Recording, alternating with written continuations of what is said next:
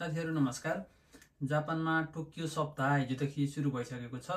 वाचन पण्डित श्री दीनबन्धु पोखरेलज्यू र महान बौद्ध गुरु टुल्कुचो नामज्यूले अमृतसरी प्रवचन प्रदान गरिरहनु भएको छ। पछिल्लो समय जापानमा झन्डै 3 लाखको हाराहारीमा नेपालीहरू बसोबास गर्नुहुन्छ।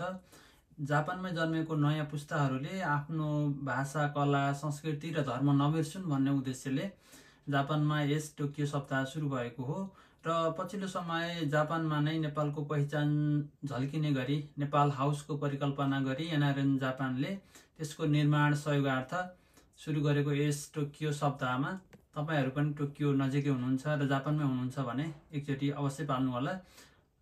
अब आउने शनिबारसम्म जारी रहनेछ। धन्यवाद।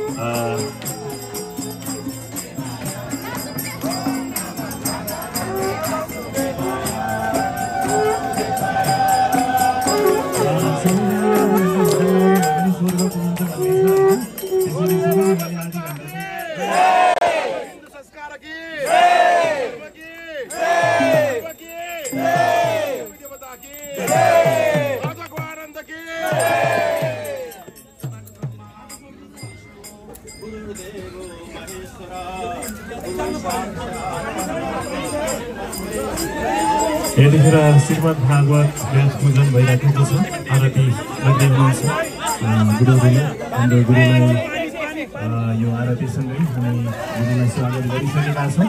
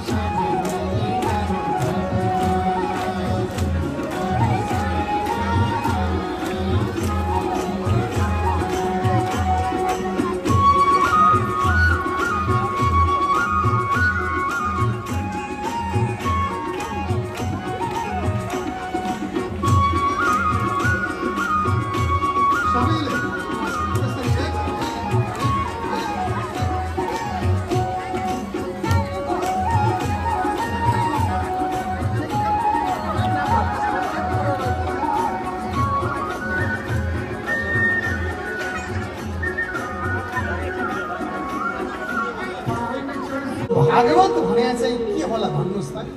क्या हो भागवत भने? चितवनमा एउटा ठाउँमा वाचन गरिरहेको थिएँ मैले, एकजना आमाले भन्नुभयो भागवत भने के होला भनेर सोधेको, मेरो नातिको नाम हो बाबु भन्नुभएको थियो। नातिको नाम भागवत परेको। क्या हो भागवत भने? कोही हुनुहुन्छ भागवतको अर्थ लगाउने कोही? भादीप्तौ सचिदानन्दे गति यस्य लोके वरण्यं सर्वशास्त्राणां तरणयुक्त भवनवाते। भा भनेको तपाईभित्रको ऊर्जा हो। ऊर्जा हरेको ऊर्जा छ। ऊर्जाले गर्दा म बोल्ने गरेको छु, चल्ने गरेको छु, हिँड्ने गरेको छु। तपाईँ उठेर नाच्नुहुन्छ, बोल्नुहुन्छ, चल्नुहुन्छ, ऊर्जाले गर्दा। ऊर्जालाई भा भनिन्छ।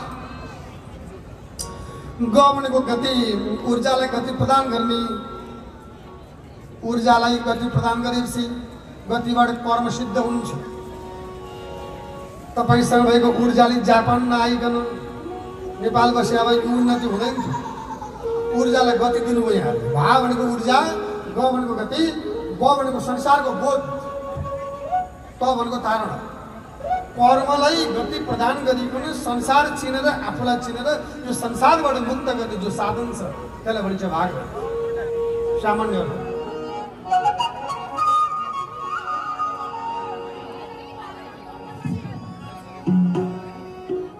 भजन गाउनलाई लाजन मन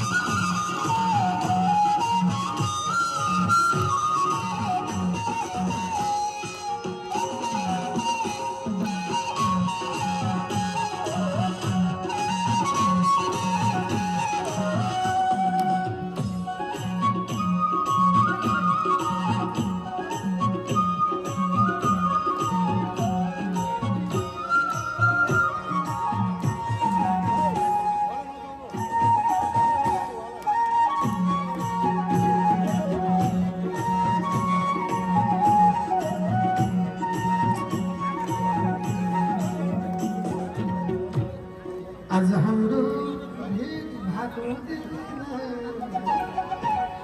आज हाम्रो भेट भएको दिन भजन गाई नाचाउने एकछिन नगर दो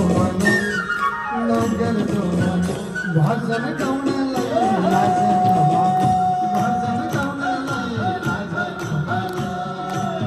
आज हाम्रो भेट भएको दिन आज हाम्रो भेट भएको दिन भजन गाई नाचाउने एकछिन नगर दो